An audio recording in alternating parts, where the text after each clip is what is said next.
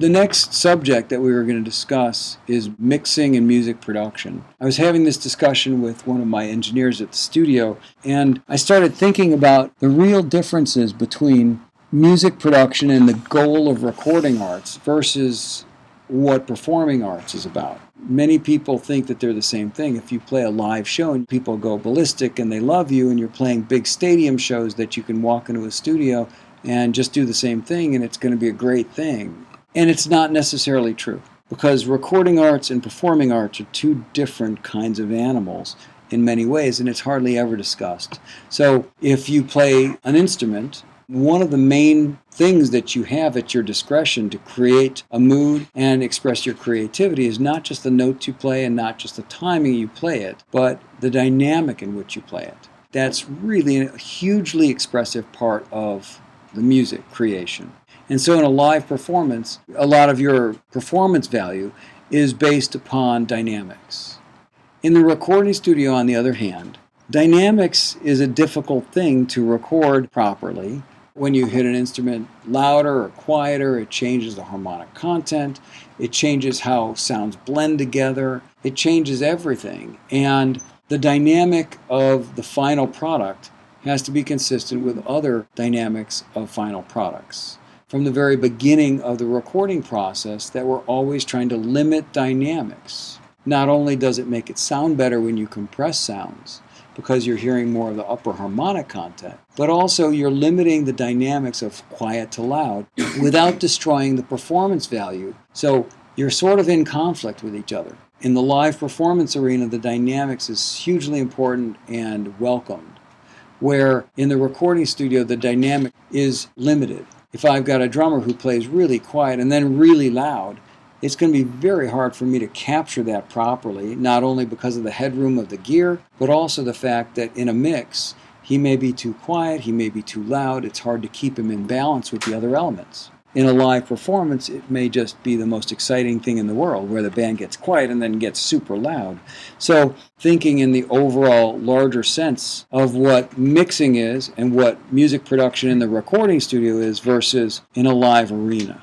And there are bands through history that could perform live and draw huge crowds but couldn't make a good record. And then there were people that could record amazingly in the studio but were really dull in their live performance.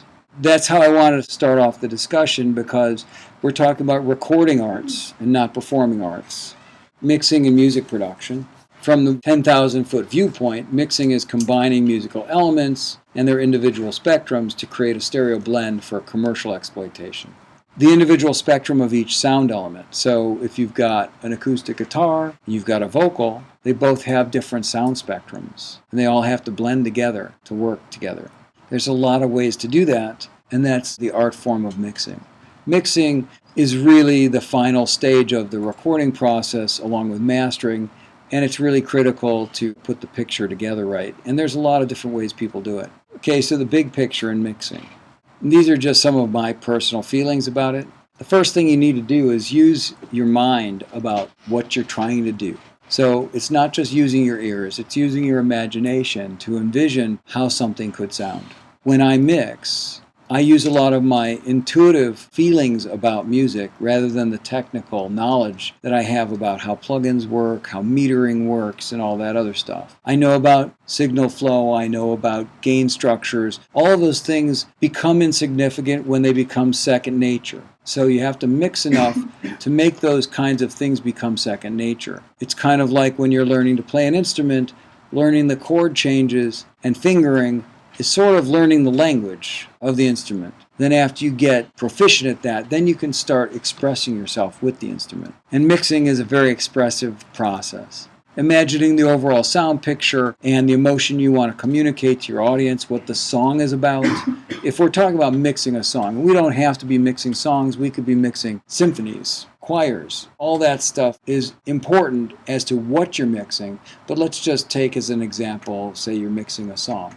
So the lyrical content of what the song is about, the arrangement, what instrumentation, the performance, all of these things combine together to give you an emotional feeling as to what the thing should sound like, what the song should sound like, to reinforce the message of what the song's about. Because after all, Music is just communication. Just like I'm speaking to you, a song can also speak and communicate to you. Music communicates to people. What you're doing is you're trying to make this communication as potent as possible. So in your mix, if you throw a reverb on something just because it sounds cool, it may actually distract from the overall message of what you're trying to communicate to your audience. Just like if I'm standing here talking to you and doing backflips just because it'll get your attention, it may distract from what I'm trying to say. Develop your skills. Developing your skills to be able to focus in on one specific sound element and then pull back and listen to the entire picture. It's kind of like a painter that would go make one brush stroke and then step back and look at how it affected the overall picture. Because if you get caught up in the minutia, which is very easy to do, you lose the forest and the trees. You just focus too heavily on detail and then you lose all perspective. Can I hear the lyric? Do I understand it? Do I like what they're saying? Do I like the beat? Those simple things is what most people hear. They don't hear the nuance on the hi-hat, the third beat. Right? Oh, he hit that a little wrong. We should resample that and fix that. They don't hear that. The hardest part about mixing is knowing what matters. If you think everything matters, you're lost. Because there are things that don't really matter very much. There's things that matter a lot. And being focused on what really matters is the ultimate way to mix. I was mixing a record. It was with a very good keyboard player producing, but this was his first production. And it was fascinating to watch him because every little detail mattered. And I was rearranging mixes now for 3 weeks. Oh, the vocal's too quiet. Bring it up. No, the vocal's too loud. Bring it down. No, the keyboards are too quiet. Oh, no, you need to pan that. I think it should be a little brighter on the hi-hat. You know, these little minute details that now he's overly focused on because he's trying really hard to make it great. And when you try really hard to make it great, it's really hard to do a good job. And this is really one of the main things is that once you learn the language, it's doing it, trusting your judgment and trusting the process. Just like writing a draft of a paper, if you get caught up on every sentence being perfect, you never get the paper written. So you just got to go ahead and do it. And then later come back and make a few edits. But if you get so caught up on, did I use the right word here? Did I not use the right word there? You'll never get the paper written. So you really sort of have to stay a little detached and listen to it as the audience would listen to it. Individuals and group sounds must be working together to create one sonic picture.